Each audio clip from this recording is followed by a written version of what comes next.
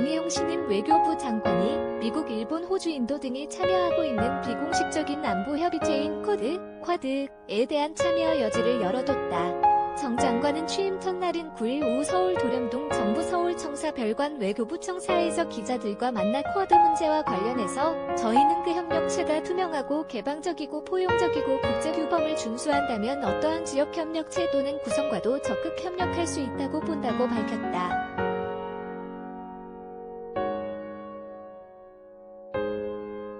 이는 강경화 전 외교부 장관이 쿼드에 대해 다른 국가의 이익을 자동으로 배제하는 어떤 것도 좋은 아이디어가 아니다라며 부정적인 입장을 보인 것과 비교했을 때 온도차가 나는 대목이다.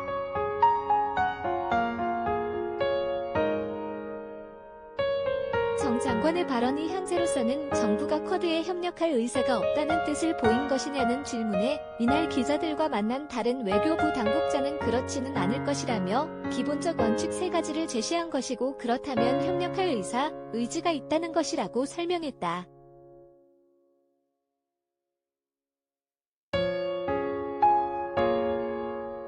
쿼드는 전임인 도널드 트럼프 대통령과 달리 기존 동맹과 관계를 강조해온 조 바이든 대통령이 취임한 것과 함께 미국의 새 행정부가 연일 중국에 각을 세우면서 더욱 주목받고 있다.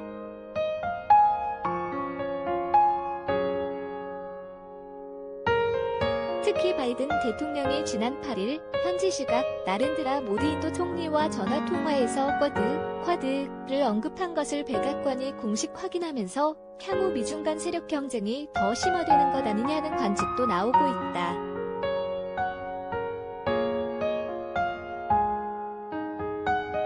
다만 카토 가스노부 가든승신 일본 관방장관은 8일 오전 정례 브리핑에서 미국이 쿼드 정상회담을 추진하고 있다는 보도에 대해 현 시점에서 미국, 일본, 호주, 인도 정상회담을 개최할 예정은 없는 것으로 안다고 밝힌 바 있어 현실화되기에는 다소 시간이 필요한 것 아니냐는 분석도 제기되고 있다.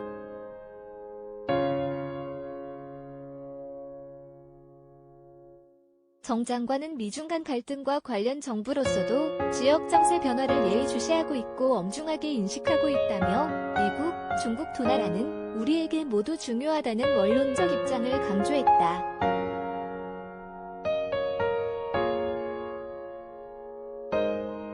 그는 미중 간의 이익이 합치하는 부분이 있다. 예를 들면 기후변화라든지 최근의 방역이라든지 한반도에서 평화 구축이라든지 그런 분야에서 우리 감히 중간의 신뢰를 구축할 수 있는 그러한 역할을 담당할 수도 있다고 본다고 말했다.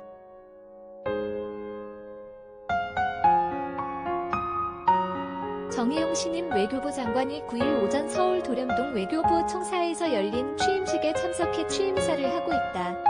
시 연합뉴스 한편 정 장관은 이날 오전 외교부 청사에서 가진 취임식에서 한반도의 완전한 비핵화와 항구적 평화 정착을 실현해야 하는 과제가 있다.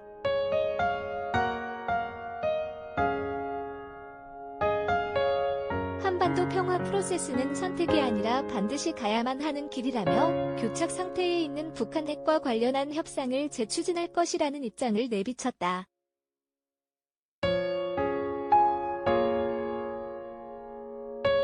정 장관은 청문회 과정에서도 지난 2018년 북미 정상회담의 결과인 싱가포르 합의를 기반으로 북미 대화 재개를 위해 노력하겠다고 밝힌 바 있다.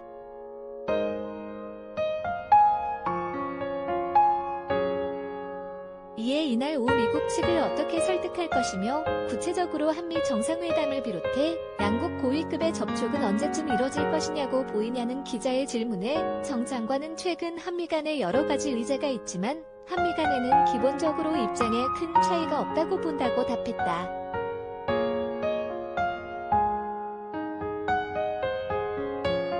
그는 동맹관계가 굳건하기 때문에 그것을 기초로 다소 상이한 의견이 있다 하더라도 조율하는 데 그게 문제가 없다고 믿고 있다고 말해 북핵 협상을 둘러싸고 미국의 새 행정부와 이견이 있는 것 아니냐는 관측에 선을 그었다.